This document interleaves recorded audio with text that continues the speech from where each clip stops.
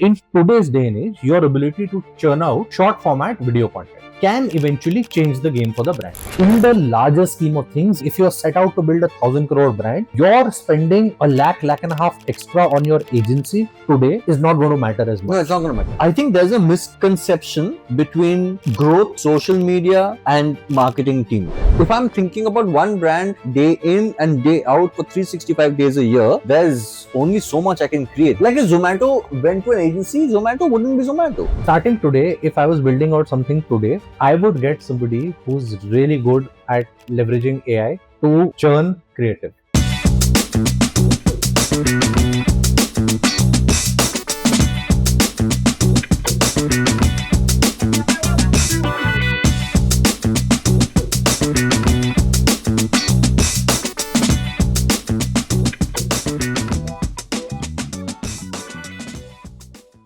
Cheers to this living room. How many episodes down? We have recorded 5, but we don't know sequentially where we are. Yeah, not bad. Not bad. So I need to hide this. Yeah, we went beyond 1. Yeah, we went beyond 1. Yeah, so I wanted to talk to you about something. So the voice company started 6 years back, and I've been seeing this increasingly happen for the last year, couple of years or so. Mm-hmm. Startups are so my business has gone down in a strange way, in the sense that most of my business was coming in from let's say Series A kind of startups, right? Yeah. Now, what's happened is that over a period of time, I think in the last couple of years, they've all been hiring in-house talent, like full-on creative teams, marketing teams, social media teams, all that, right? So my offering has changed from an agency offering to a creative director offering, which is fine. But I wonder if this is happening to my agency. I'm sure this is happening to other agencies as well. Yes. Agencies are definitely going out of business because startups are hiring, right? So I don't know what the future of the agency business is, number one. Number two, if startups, and I'm for this, by the way, I'm not against this, that startups do need to essentially hire their own teams. What kind of teams do they need? I thought that would be a good place to start this podcast. So you're not wrong. For us, this also happens. We start working with brands at an early stage, right? For the brands where we start working with brands at an early stage, what tends to happen is after the first significant funding round, the first teams that they start building in-house is their performance teams, right? Because for most brands, especially D2C brands, the journey starts with performance. And let's say it takes about 2 years for them to get their first significant round. Over those 2 years, they've built some sort of muscle around performance, right? Through agency partner network, etc., etc. And that's what they take inside first. So that happens. That is reality. On the creative side, what I've also noticed is that a lot of large FMCG companies as well are building in-house teams. So I saw this happen with Coke about 7 to 8 years back. Yes. Coke now has a slightly different structure globally. So they have a global partnership with WPP. They hire creative talent in-house to manage agency talent versus. So what do you? Yeah, I'll tell you. So earlier there used to be a brand team which used to manage the agency. Yeah. In Coke structure largely, now they get ex-agency creative people who are now the kind of creative custodians who manage the WPP partnership, right? So Coke is different. Okay. But for example, Reckitt in India, I know are trying to build out a full in-house agency as well. So this is so it's not, you're saying it's not restricted to just the startup ecosystem. This is Unilever has an agency in-house. Unilever Studios is an agency which runs in-house. So Unilever does that. Reckitt is making serious efforts to doing that. I don't know. I'm not sure whether that's the right way to go. And why would you do that? As in, I want to hear your thoughts about why would and let's take a startup as an example. Why would a startup take their creative team in-house? What would make them do that? So we'll come to that. I am for this, right? I think that even though it hurts my business, I think startups essentially do need to build that in-house. We'll come to that. But what I think let's start with the fact that, let's say a startup has just started business, right? In the first 100 days, who should they hire? What should they be hiring for? For example, should they be hiring a CMO type of person? Should they be hiring a freelancer who has many other businesses? Should they be hiring, I don't know, social media manager? What are the three most important people that a startup should invest in?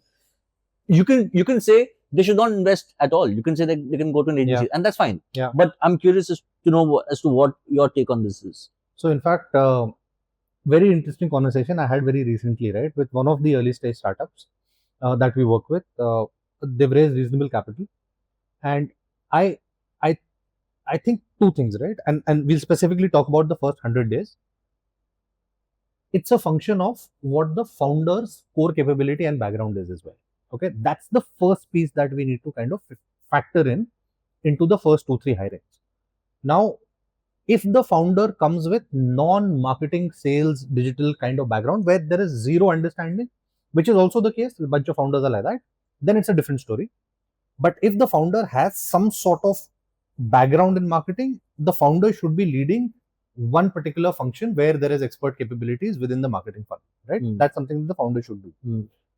To get off the ground, you've got to break this into two bits, right? There is strategy, initial setup of the strategy, and then there is execution. Okay. Strategy is something that should be outsourced early on for sure, right? So setting up brand visual language, setting up brand narrative, brand story, etc. So you're saying go to an agency for this? Go to an expert and in the form of an agency. Okay. And I'm not very fussed about whether it should be a freelancer. Got it. Okay. But that expertise you need to kind of get on day zero. You cannot build that expertise in house. Yes, because you will not be able to hire people with requisite talent. Even if you have the money. The person will not want to work with you because there's not going to be enough work. So the brand Bible gets built from someone on the sitting on the outside that takes a fee and does that for you. Okay. That setup should be done. Okay. Now let's come to the growth side of this, right? What does the brand need in the first 100 days? Some sort of PMF saying that the products that we are launching with, there is initial traction. How is that going to happen? That is going to happen largely driven by performance marketing in the first 100 days. Okay. Unless you are a brand which has some sort of media distribution in the form of, let's say, a celebrity or a content creator who's associated with you, etc., you have zero traction on day one. Right. That organic traction will take time to build. Okay. But initially, getting off the ground, performance marketing is the first thing that you do. There, get expert capability from outside. Don't build in-house. Okay. So you're saying get expert capability for building brand. Get expert capability for PMF. For performance marketing. To establish PMF. Now, the long game of this is the content creation, social media game. Okay. Which is your ability to, and in today's day and age, your ability to churn out short format video content. Okay? YouTube Shorts, Instagram Reels, whatever you might have. Those two can eventually change the game for the brand if you are able to do a good job. The agency ecosystem doesn't solve for that very well at scale and definitely not cost effectively. Okay. If you are able to build that team in-house, so hypothetically, let's say get a junior writer who has done some work with TVF or any sort of content platform, right, where the person understands writing of content which has the potential of engagement, right? Get that person to lead that team and give him some sort of support internally with so video editor, designer, also a code. I wouldn't even say a video editor, right? The editing skills can be outsourced, right? Like for example, today, like for this podcast, right, we are effectively outsourcing the video editing. Right. The editing skills that don't need to be in-house, but the shooting, right, the creation, that should be in-house. And the content creation. So you're saying instead of going to content creators sitting on the outside, do it in-house. Yes. That's what you're saying. And let's say you are able to put in and we'll put in some mathematics on this, right? So let's say the cost of this team is about 1.5 lakh, right? A month to begin with, right? One writer supported by 3 junior content creators, right? And maybe a couple of interns, etc. Anywhere between 1.5 lakh to 1.8, you'll be able to set up that team. Initially, what will happen is that you'll find that you will post the first 30-40 reels. You'll get 1,000 views, 1,500 views, even lesser, some more, whatever, right? Eventually, when they start getting better and your content Mm. starts getting more traction, Mm. one reel hitting 100,000 justifies that cost, right? Mm. And this scales, right? So the impressions scale, the media cost reduces without you spending more dollar. Mm. No, but I have a question for you, right? So Yeah. let's say that. So I fundamentally I agree with the fact that the content creation team in your first 100 days you build in house. Yeah. But the question is that, remember when we spoke about building brand, building the basics of the brand, right? You got that person from outside. The person has come in, built your brand Bible for you, said that, okay, this is your vision, this is your mission, Yeah. this is what your brand looks like, feels like, talks like, all of that is done. But that person, having created this, has left. Yes. Right?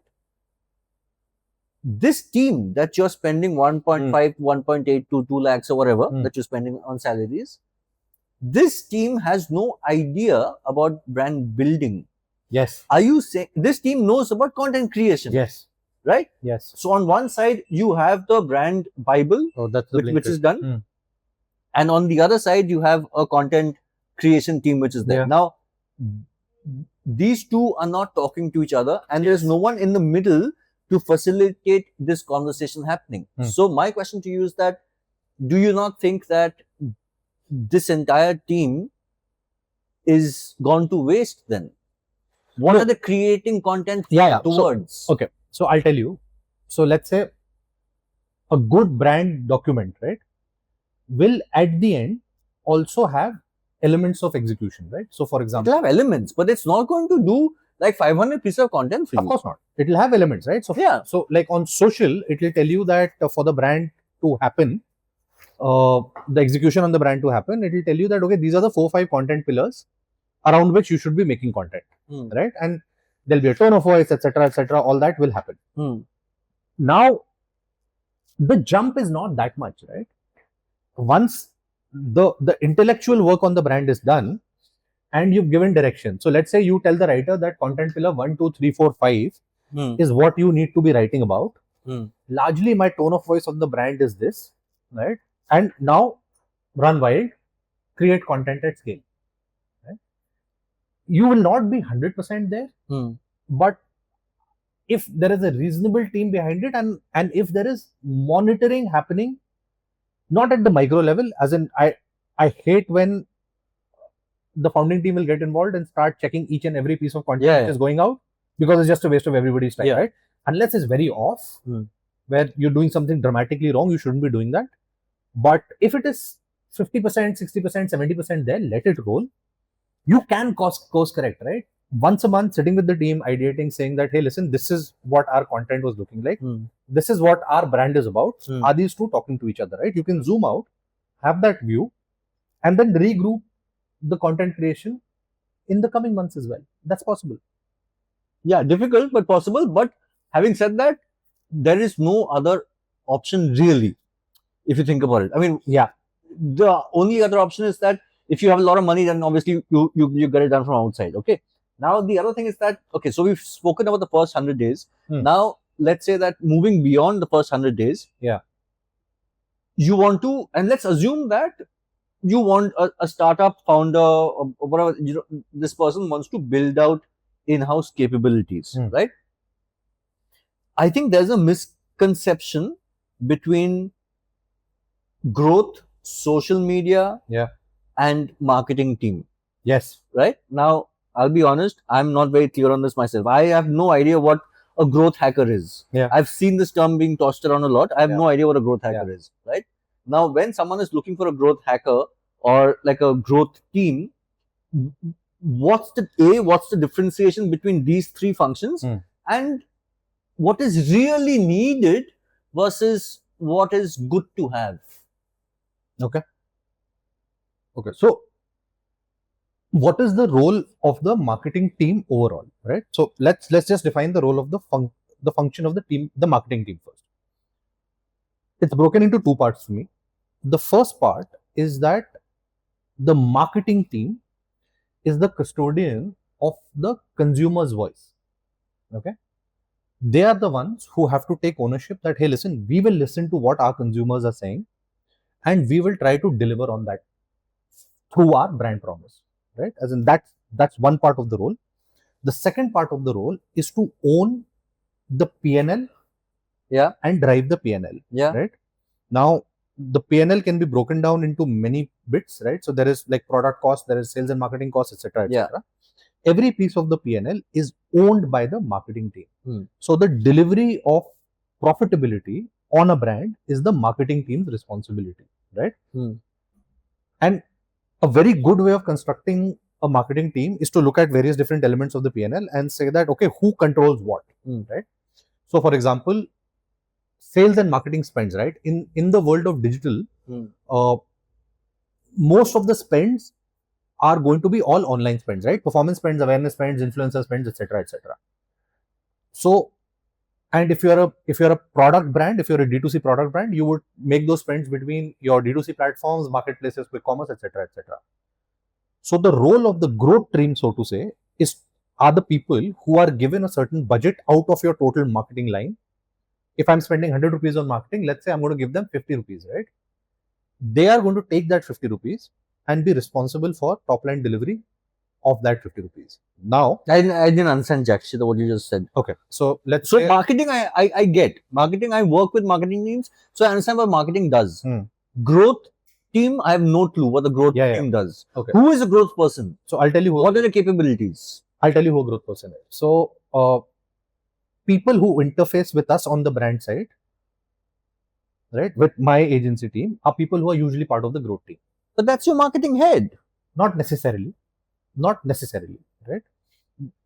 There's no concept of marketing head in a very early stage startup, right?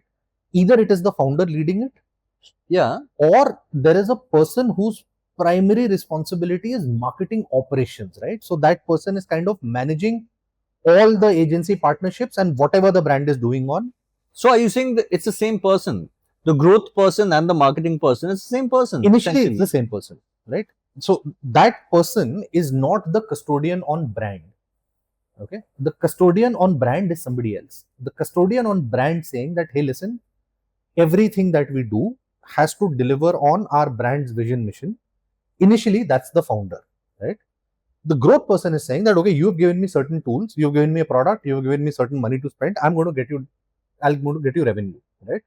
Now, the revenue could come from the D2C platform, could come from marketplaces, could come from quick commerce.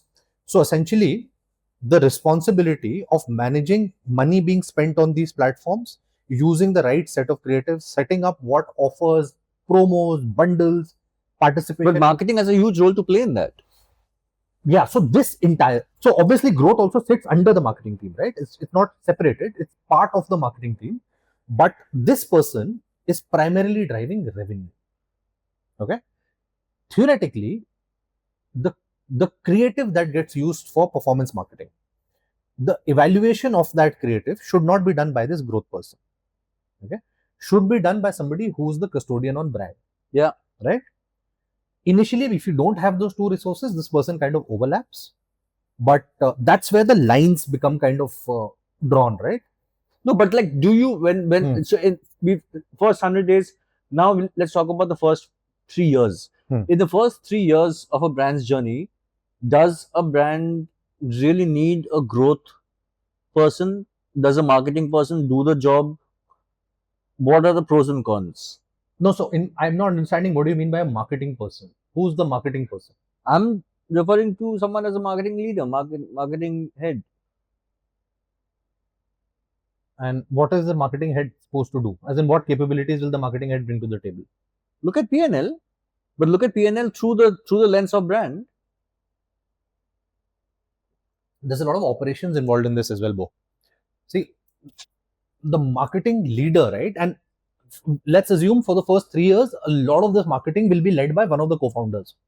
But that's only if the co-founder or founder has that capability. A lot of founders and co-founders don't come from that. They don't initially. I suspect all the functional heads, right, of different departments are going to be the founding team. If there's one co-founder or one founder, he's going to be the one. If there are two co-founders, they'll split functions, right? They'll say that, okay, supply chain operations roll up to me, sales marketing roll up, finance rolls up somewhere, HR rolls up somewhere, right? Most of the time in the first 2-3 years, there's not going to be a department head. It's going to be the founder who's going to manage this. Okay. He's just gone off to get his Blinkit order. our Blinkit order. So it's going to be the founder who's going to be doing this. Okay. Yeah, keep talking. Now,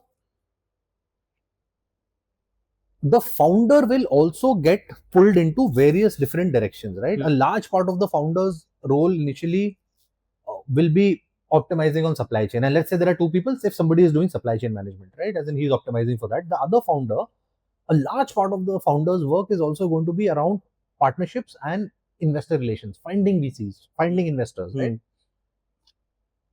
Growth involves a lot of operational work. Shipments have to be sent to Amazon warehouse.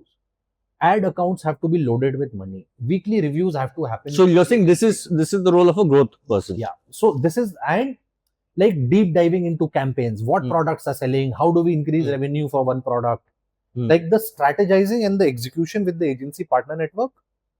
If there are multiple agencies, somebody is managing marketplace quick commerce, somebody is managing D2C, or if there's one, managing this relationship and managing the operations on the brand side, right? Like for example, in the case of products, whether your shipping is happening on time, are people getting the products? There are a lot of cases where RTOs happen. How do you manage those, right? And like managing even the customer feedback. Are you calling enough number of people, taking enough feedback, all that loop, and then feeding those insights back to your performance marketing team, saying that, hey, listen, this is what we are hearing from our early customers. Incorporate this into your advertising, right? So that entire process requires some. But going back to what we started off with, where you said that you're not a huge fan of brands building this in-house. Yeah. I'm for it. I'm saying, why do you want to, when you build it in-house, it's all there in front of you. You have complete control over this operation happening, right? Versus speaking to 5 different partners. It's not one partner. Yeah. It's 5 different agencies / individuals or whatever it is, right? Why go through that hassle versus building that in-house?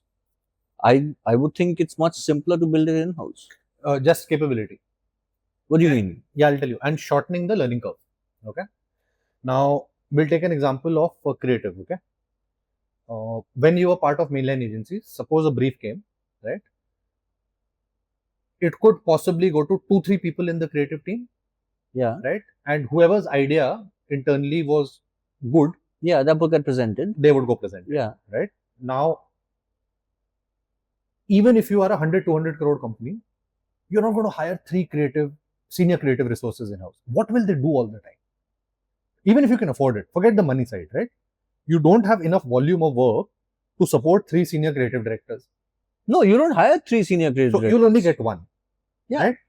Now, what I'm saying, you may not even start with a senior creative director. I'm just using that as an example. Okay. I'm not saying just hire a creative director. I'm saying that with one creative director, you number one, you miss out on institutional knowledge, right? Agencies come with institutional knowledge, right? But that knowledge is given by the person who's there at that agency. So if you take that person away, that person comes with that knowledge. You're talking one. I'm saying institutional knowledge, right? Not one person is not involved on your account. That person has gone through internal review with other senior people within the agency. There is a support ecosystem. There are colleagues who have potentially jammed on the idea which has come to you, right? So just because you are interfacing with one person in creative doesn't mean that is the only person working on the account, right? Different people in the senior leadership team would have worked on different industries, would come with different backgrounds, right? What will work, what will not work, that learning curve becomes short-circuited if you get the right agency partners, right? Like in our case, let's take an example, right? If there's an early stage brand will hire a performance marketing person with, let's say, 2 to 3 years of experience, right? At our agency, above that person, there are 2 more levels, right? So that experience is not good enough. Is not good enough. Plus the width of learning that we will be able to bring to the table, right? But I suspect you're talking about the first 100 days. I'm not. I'm talking about like 5 years in, 10 years. Yeah, in. even then. But okay, so let's look at, I think the oldest in India, at least, I think the oldest company that has successfully done this has been Samsung. Yeah. Samsung started their own agency called Chell globally. Yeah. Right? Yeah. Until about a few years back, Chell was just supposed to be servicing Samsung. It was a Samsung agency. Yes. Right? Of course, now they've brought in other clients and whatever, but seemed to be working fine for Samsung. What was the problem? The only problem here is that, from a creator perspective, is that burnout. If I'm thinking about one brand day in and day out for 365 days a year, Yeah. there's only so much I can create. As a creative person, there's only so much I can Absolutely. create. And no matter how many people you hire, right? You may want to hire vertically, you might want to hire horizontally. It will still amount to be the same. I was saying the same thing, right? So effect. 2-3 different creators working on that idea is width is available. Number two, institution knowledge is available, right? I personally don't see any merit in. No, but from a cost perspective, is it not beneficial? At a larger level, I don't think there is too much. Like for a mainline company which has, let's say, 200-300 crores of media spend, I don't think it's a cost question, right? It's not optimization for cost. The cost is not going to be so different. It's not. So why are companies doing it? I don't know. And my thesis on this is the following, right? The way network agencies are structured and the way the contracting is done with them, it is not set up for volume content delivery, right? Largely, agencies are realizing that this earlier model of 3-4 thematic films at best in a year is not working out. Yeah. The current agency model cannot support large volume content creation, which is required for the digital transition to happen. Yeah. Right. If you work with the agencies which provide that service, right, the cost is crazy, and turnaround times still don't become as short as you need them to be. So it's an attempt to kind of get more production going, volume, versus solving for the one big campaign of the year. Yeah. That is why it is happening. Yeah. Right? But that's important. That is important. Yeah. Yeah, that is important. Absolutely. So like I said, right, the first team you should build should be your content engine. Yeah. Right? That should be the first team that you should build. Now, what happens is, volume is a game that you have to play. You have to play. There is no other option. There's no option. As in, right. And so if volume is the game that you have to play, then an agency is not going to solve that problem for you. Yes. Building in-house will solve that problem for you. And once you build up the volume, then you hire other ancillary people who will support that. Correct. Yeah? Correct. So I would say that strategy is in-house. The marketing strategy is in-house. Like if Zomato went to an agency, Zomato wouldn't be Zomato. I don't think the churn of content that Zomato was doing before, that would never have been possible with an agency. It's not possible. And if you look at most D2C players, right, most of them are hiring in-house. Yeah, because high volume content is not possible through the agency network, right? As in the costs just don't justify. You correct production studio, number of creators, managing the fees, agency fees in between, agency margin in between. Like if you think of Kogo, a brand that we worked on together, Kogo also had their in-house team. Yeah, have to produce in-house. No, so short format video for sure, right? But I'm saying that that is not the only piece that has to be done in-house, right? So, and again, now you've gone to a place where you're talking about a large brand, right? In a large brand, the marketing function is structured very, very differently, right? So the marketing function has ownership of brand, has ownership of P&L, right? If there are multiple brands in the portfolio, then you kind of segregate it by category or by brand, right? You start building those teams out. The thinking on the brand is owned by the brand manager or the category head, right? Supported by consumer insights, which is a specialized skill which you get from outside, right? So you either get Quantum or IMDb or even one of the newer agencies to kind of give you, supply that insight piece to you. You take that insight, you create marketing thesis, bring it together, convert it into brief. That brief then gets rolled out at two places. One is your content engine. The other is larger brand campaigns which you would deliver, right? For the larger brand campaigns, I don't think these same two teams are set up to deliver the same thing. No. Here, that is where for this leg, you use outside agency expertise. Yeah, right? Absolutely. Same thing for media buying, right? Now, the media buying landscape is changing so fast that unless you have diverse exposure, You can't get all those skills in house. 3 people sitting within an organization will not have enough width Agree. of experimentation and exposure Agree. to be able to deliver high Yeah. value media efficiency for Yeah. you. So that media efficiency should be there, Yeah. right? Now, there I understand that at scale, the percentage of media spend model starts hurting a brand, right? Even if you bring down the percentage to 3, 4, 5% on digital, and if you're spending significant amount of money, you suddenly start questioning that, oh, if I'm paying the agency 4 crores a year, can I not build out a good team for 4 crores a year in-house, right? But the trade-off is not that, right? Now, for sure, the economics need to change, right? You could possibly find a way of moving away from a percentage of media to a fixed retainer plus some sort of variable for the agency to keep them motivated and Motivated, yeah. engaged, right? Mm. And like in our model, it is linked to revenue, right? So whatever that model may be, you move there and let them run that, right? So you save on money, as in you don't spend your weighted 5%. You save on money. Let's say you arrive at about a 3%, right? But if that agency is able to give you 10-15% efficiency on your spends, even let's say 5% efficiency on your spends, right? Where they've got you, let's say, more impressions or they've got you better conversions, they've done their job, right? They've justified their own money. So that's the way I look at it. Okay. To wrap up, if you were building, and would you have been a startup founder. Yeah. In the first 100 days, what would you build out and what would be the cost of what you're building out? Let's say you have no marketing experience. Let's say you're a tech founder. You have zero marketing experience, right? Product is sorted. You've cracked the product. Yeah. Right? You don't have a co-founder. Yeah. That's the scenario. Yeah. Who are you building out? Like starting today, right? Starting today. Starting today. You've raised, let's say, seed or angel. You've raised angel, let's say. Yeah. Yeah. Starting today, if I was building out something today, I would not hire anybody in the creative team at all. Okay. Okay. I would get somebody who's really good at leveraging AI. Okay. To churn creative. Okay. So video, static, whatever. Yeah. Yeah. Okay.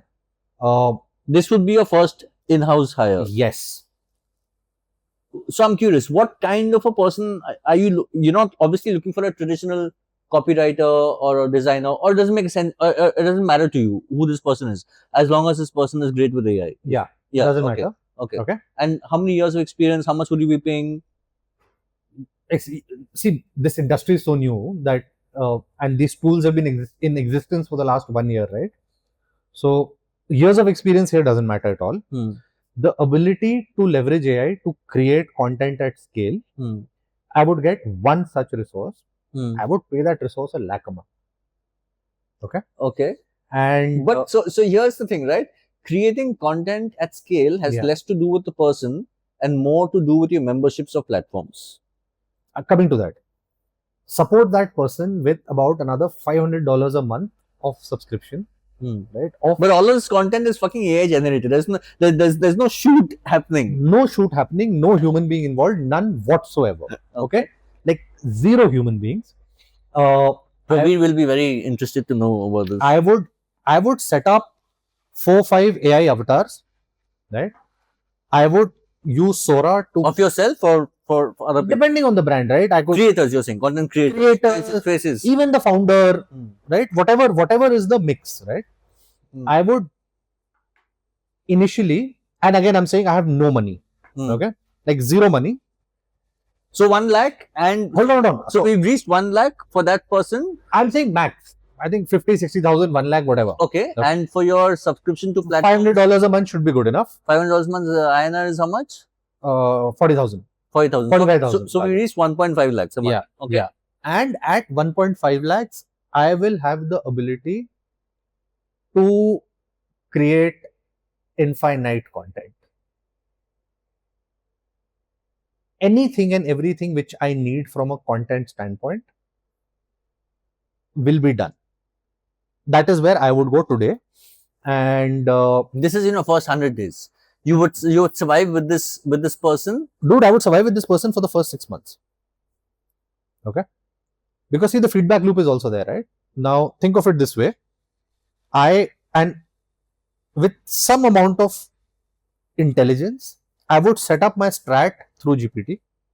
Okay.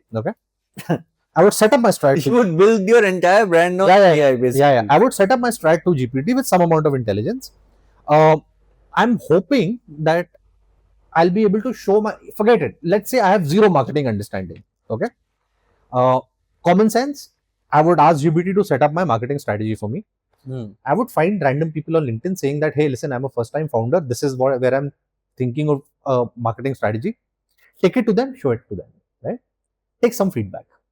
You'll know whether you're 70-80% there or not there, right? And just incorporate whatever feedback you get. Just cold DM 5 people in marketing, have a conversation with them, get my strat fixed. Take that strat back again to AI, convert it into content. Okay? Give which that person is doing for you. Which this person is doing for you, right? Give this content, as in the copy so far, to this guy and say that, hey, listen, this is the kind of copy which I want. Convert it into video, convert it into static, convert it into banner, and just run everything. There is no mention of a brand Bible here at all. There is no mention of a person setting up your brand. No, hold on. I'm presuming that product packaging, etc., requires some amount. By the way, I could use AI to do that as well for me. Okay, and I'll tell you, I did this experiment about I think 6-8 months back, and I'll tell you the name of the brand as well. I'll have it. Achha, we can't use our phones. It's on there.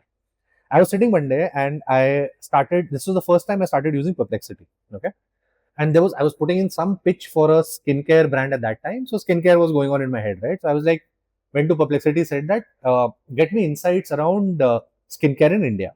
Okay, gave me some answer reasonably okay. Then I said that, okay, what if I want to launch a new brand in skincare? What would I do? So Perplexity came back and said that, you know what you should do? You should take Korean beauty and mix it with Ayurveda and launch a brand. Interesting idea.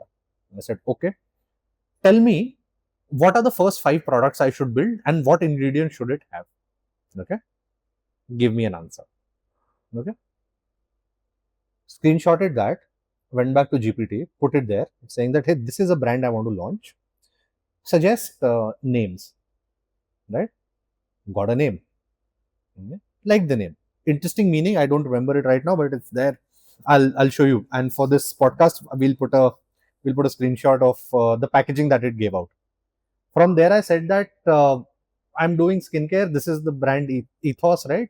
And suggest packaging. And by the way, this is not AI today. I'm talking about at least 6 months back, GPT 3.5 or 4.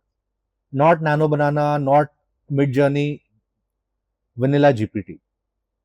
Gave out packaging, right? And packaging ready enough to go on a product landing page. Like 3D mock-ups, yeah. Pack shot. Okay. Got it there.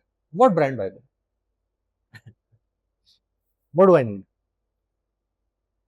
And for the first 100 days, what am I solving for, right? I'm trying to find 200 people who will buy what I've built. Brand positioning, brand narrative, vision, mission, storytelling is all a function of the first thing happening, which is, are people going to buy the shit that you've built? Okay. If you can do that via AI, do it. Spend $1 lakh a month. So founders who may be tuning in, that is the advice from Mr. Aditya Sukhia. Yeah, but it's easier said than done, by the way. Right? Finding this person, enabling the right tools, right? At scale, it's like my team has become very good at it. But disclaimer is that if I tell them to churn out like 20 videos a day today, 100% through AI, per person it's hard, right? All my designers put together can churn out 20 videos a day through AI. Right? It's hard. So there'll be a learning curve. Initially, you'll get to a place where you're going to get like 40-50 pieces of content per month. By the way, 40-50 pieces of video content per month. Okay, within a cost of 50,000 to a lakh. Find one agency which is going to give you that. Right? Not going to happen. No, it's not going to happen. It's not going to happen. Right? No. The human based model doesn't support for these economics. Yeah. Right? You can start from there. And then see what sticks and sell your first 200 products, like 200, get 200 orders. And then we can go down the Rabbit hole of Simon Sinek's Golden Circle. Golden Circle. We can do Why that. we exist. Okay. Sell shit first. Okay, fair enough. Fair thesis. Okay, so good. This was a good podcast. Functional. How to build teams How to build teams. effectively.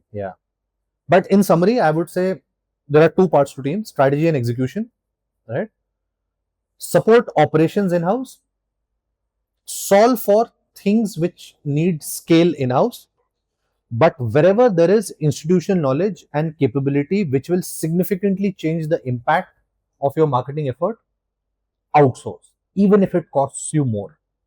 In the larger scheme of things, if you are set out to build 1,000 crore brand, you're spending a lakh and a half extra on your agency today is not going to matter as much. No, it's not going to matter. I agree with you. But if you fuck up right now and you don't do it right, you're not even going to hit 100 crores. Yeah. Right? No, I agree with you. I think that's a great place to end. The fact that things you should be building in-house versus things you should not ever be building in-house. Yeah. Good. Okay, cool. Thank you very much. Thank you very much. Well done, sir. Very well done. Well done. And on that note, before we sign off, like, Share, comment, subscribe. share and subscribe. Please, Please, yeah. yeah. Yeah. Desperate attempt